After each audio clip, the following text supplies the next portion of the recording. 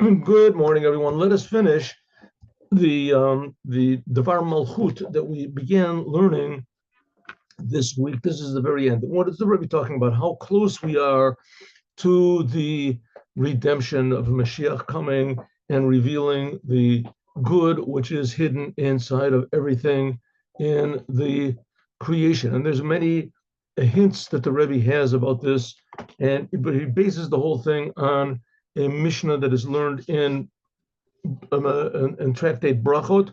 That said, the Rebbe Elazar ben Azariah, he learned that that a person should spend all of his life to bring the days of the Mashiach.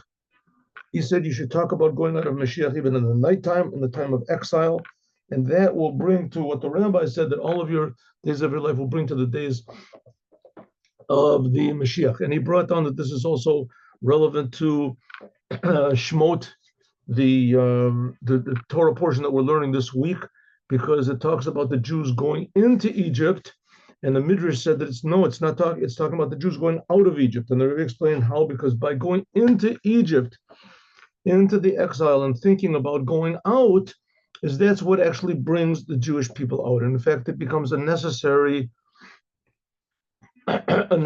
step in this future redemption that we're talking about, revealing how infinitely holy this physical world is, and how much potential for blessing is contained in every detail of the world. And the Rebbe said that's also the same message which is presented by the fact that Maimonides, Moses ben Maimon, the Rambam, he passed away also on this same date, on the date of this week. In other words, on the 20th day of Tavis, because the Maimonides, he went through all of the laws of the Torah, and finally in the end he tells us about how to wait for Mashiach and what the criteria of Mashiach, and to bring to Mashiach. Okay, so now we got the last chapter, the last paragraph, and it's not going to be long. Here we go.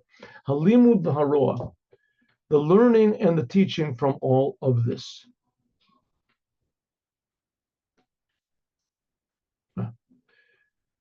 What are we supposed to learn from all these beautiful words and beautiful ideas? The Rebbe wants the very important, that we should say that this is not just the wisdom of this rabbi of Lubavitch, and this is what Lubavitch thinks, and this is what their whole philosophy is, and their ideas.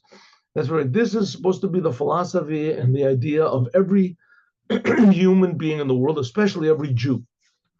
That's what we're supposed to be thinking. Here's the teaching, right? For each and every one of us, me and you included. Talmud, the learning is from this, but pashtu, simply, and especially in our generation and our time. Kavar dubar tamim rabos, we have spoken many times. Divrei kavod kedushas mori chami, the word of His holiness, my father-in-law, the Adonai Moreno, our great leader, the previous Lubavitcher Rebbe, he's the leader of our generation. Shenosef al zed, that in addition to the fact, shekavar kalu kol hakitzav, that all of the projected times when Mashiach is supposed to come have already passed. And if Mashiach comes right now, he's really, really late. But for sure he's going to come.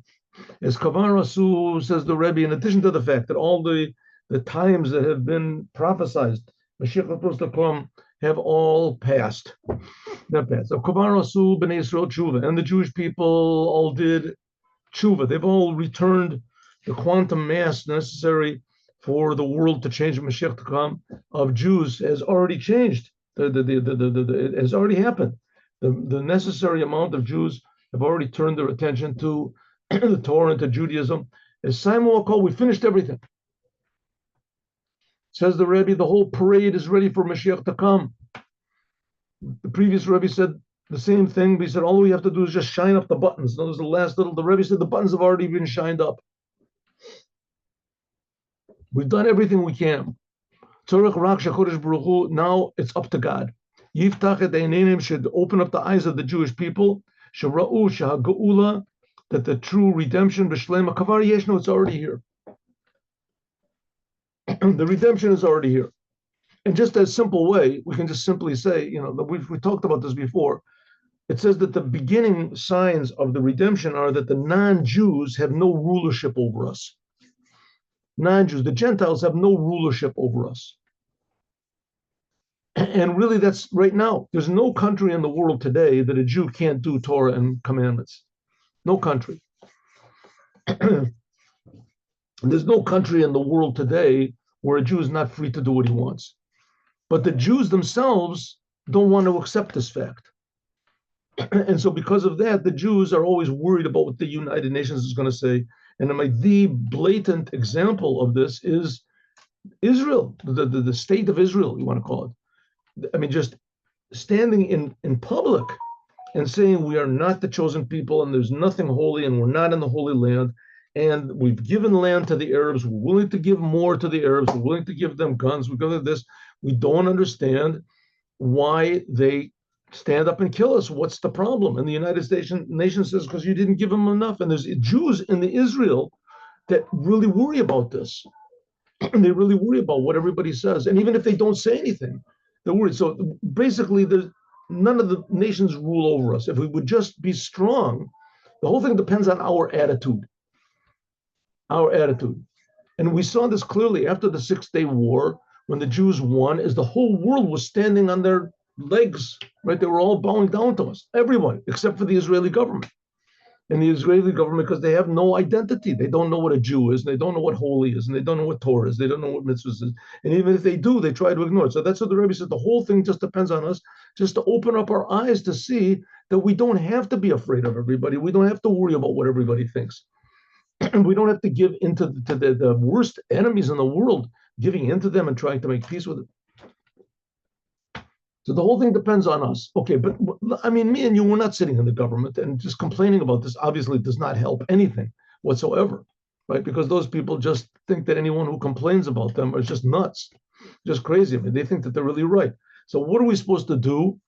If so, we have to do everything that we can to be ourselves, and also not to worry about what people think, and speak positively to people and look at the good side of everything, go and spread Judaism and try to bring people to learn Torah and to learn Torah on ourselves and do the commandments ourselves. And at least be a good example for other people. If so, what we says the Rebbe, everything is already. We don't even have to shine up the buttons anymore. In other words, everything is prepared. Just to pray that God opens up the eyes of everyone and that they'll see that the redemption is already here. But Yoshvim Kavar, we're already sitting in front of the table that's already set with the meal of Leviathan, with this big fish and the shore of bar and the whatever is it, the big ox. All these holy levels, etc. like that. That's all ready for us. Mizem moving, so it's understood. She'im Kavar Biyarida Lemitzrayim. If when the Jews went down into Egypt before thousands of years ago, right? 3,000, whatever it is, 3,500 years ago, when they went into Egypt, the Elu Shemos Ben Israel, these are the names of the Jewish people that went into Egypt. It was revealed, the redemption of the Jewish people. Back then it was already revealed, right? That there is such a thing and that the Jewish people are eternal and that they will be totally free to teach the world what God is. In Kavar Hazmanim of in Bakala Zmanim, Avodas Bnei Israel, Hila Hamshech the Gula. So all of the times, if with all the times is just to draw down this redemption of the Jewish people into our exile, how much more so after or if back then it was that way, that was back then when they went into Egypt, everything was already prepared for the going out of Egypt. How much more so after we've already been through so many thousands of years and many thousands of years of doing good deeds and serving God, as including also Rebbe Elazar ben Azariah in his time, and the Rambam in his time, and all of the Tzadiki Israel and all the generations. Rebbe Yochanan ben Zakkai, he was like in the end of the Second Temple. So that was, the 1,500 years after they left Egypt. And the Rambam, he was like 800 years ago, right? It was like 800 years later after that. On until the last generations, avoted the service, the service and the self-sacrifice of our rabbis that are connected to Beis David and to the tribe of Yehuda. All the leaders of Chabad are direct descendants from King David. Right? They're direct descendants from the Maharal of Prague, who was a direct descendant of King David. It's Kolel, including the service of God against all odds the victory of the previous Lubavitcher Rebbe in the course of his 70 years when he was living in this world. He brought godliness into America. Harry, if so, how much more so in Kol V'chomer in our generation, in our time right now, that we're after all, we have all the merits of thousands of years of Jewish self-sacrifice and service, as if so, if and Mashiach didn't come then, how much more so now there is a promise, a total promise in the Torah. The Torah promises us, certainly it will be Tizkor Yom Tzeitzcha Mitzrayim, by mentioning the days we left Egypt, Kol Yomei Chayecha, Lavi Liyamot HaMashiach, that now the Mashiach will come. I think I told you the story, but I'll tell it again. The Kloisenberger Rebbe, Rebbe Halberstrom, he went through the Holocaust and he lost his whole family. They had 11 children, his wife and his wife's family, and he suffered terrible. Then they asked him, what was the worst day that you had when you were in the Holocaust? What was the worst day? So he said, the worst day was the day the Americans came and freed us. And they said, what was that the worst day? He said, because after all we've been through, and after all the Jews have been through for thousands of years, we were sure that the one that would redeem us from this was the Mashiach. Couldn't believe that it was the Americans. So it was not the Mashiach. So the question if he asked the question, we can certainly ask the question, right? If Mashiach didn't come, then what was it 70 years ago when they let him up? For sure, Mashiach was supposed to come any day after that, right? And every day, because for sure Mashiach is going to come. It's not that the time passed and that's it. And no doubt Mashiach is going to come. The Torah promises us. It's one of the 13 principles and foundations of Jewish faith. If so, simply, we don't need any more of we don't need this work of Kol Yamei Chayecha and to bring to the days of the Mashiach like it was in the generations before our generation. But Kol Yamei Chayecha, that each and every Jew, his physical life, a soul and a body, Kolalim of Pashtos, including Yomot HaMashiach, including the days of the Mashiach, which the Rebbe said that we're basically in right now, if we would just open up our eyes. Without any stopping, Mikhaven says that the redemption will come immediately in this moment. It should come right now. This whole idea of the redemption, and that everybody changing their priorities just to open up their eyes and look at reality. It doesn't have to be a big process. No, in fact, it won't be. I can't think of any greater miracle than that everyone stops and thinks, 1 second, what am I doing? Why am I worried about what people think, what the non-Jews think? I have to just do Torah and the commandments. The Torah and the commandments, and then there's going to be big miracles. If everybody just think that's the biggest miracle, that everybody changes their mind. So it doesn't have to be a long process. It can happen in one instant, and it will happen in one instant. The question is, why isn't that instant right now? Even if this is the time of nighttime and we're coming out of Egypt, is Kach Shaharega, that the last instant of exile and the last instant of that the last moment of exile and the last point of exile, the last occurrence that we're in the exile, will immediately become the first instant of the future redemption. Nevertheless, but the fact of the matter is that the redemption is not here. So all the days of your life, Bizman is there right now, and in this place, without any delay at all, God forbid, even if you're already a person that's 70 years old, like Rabbi ben Zadaria, he said, I'm like 70 years old. Even if we're talking, Rabbi says, even if I'm talking to Jews that are, 70 years old, but over Kama V'Kama Yisrael, Miyad B'Tachlit HaShlemos, and I'm sorry. Again, let's do before the parentheses.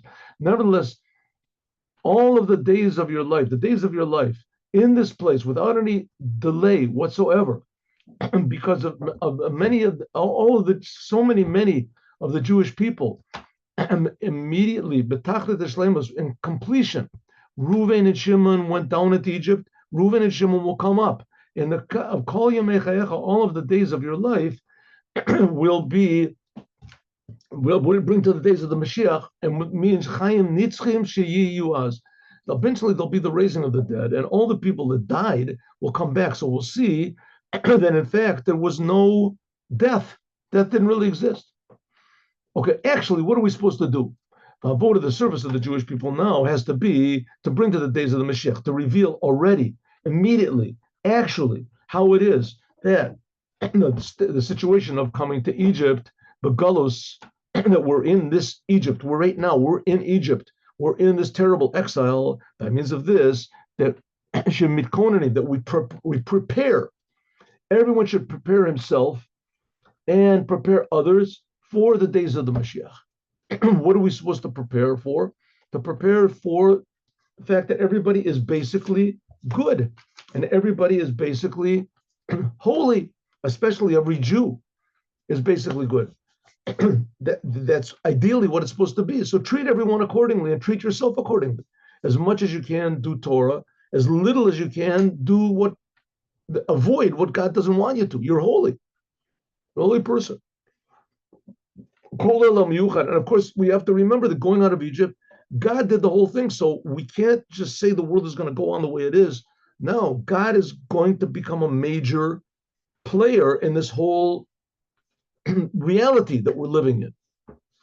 We're going to see big miracles. And in fact, we are seeing big miracles. If you hear some of the stories about the soldiers that are now going into Gaza, they say that the strategy that's being used by the government, by the army, is the worst strategy of any time in the history of the state of Israel.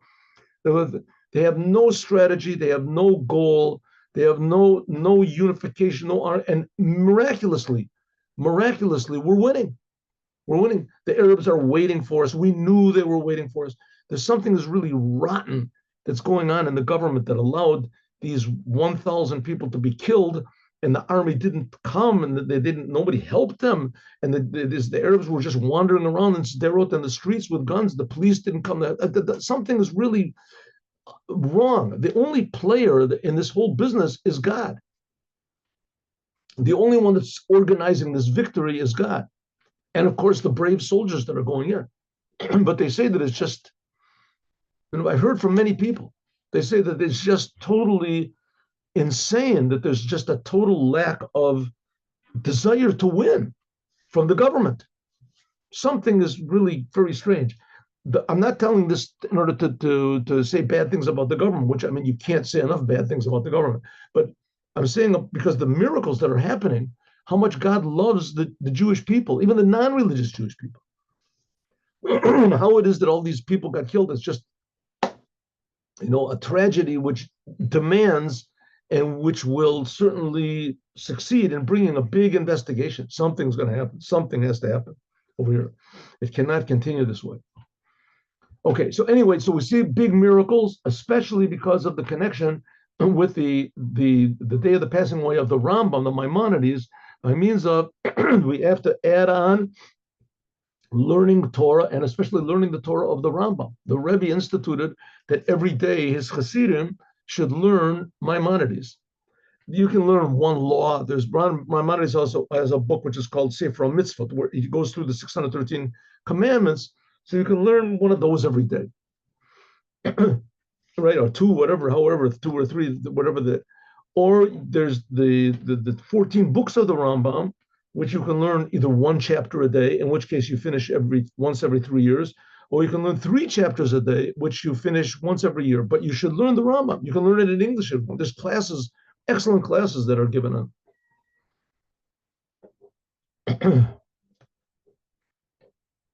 You should learn the Rambam, including by means of joining together and learning the Rambam with other Jews together, 3 chapters a day or 1 chapter a day, or in the book of commandments that he has one or 2, whatever, 3 commandments a day.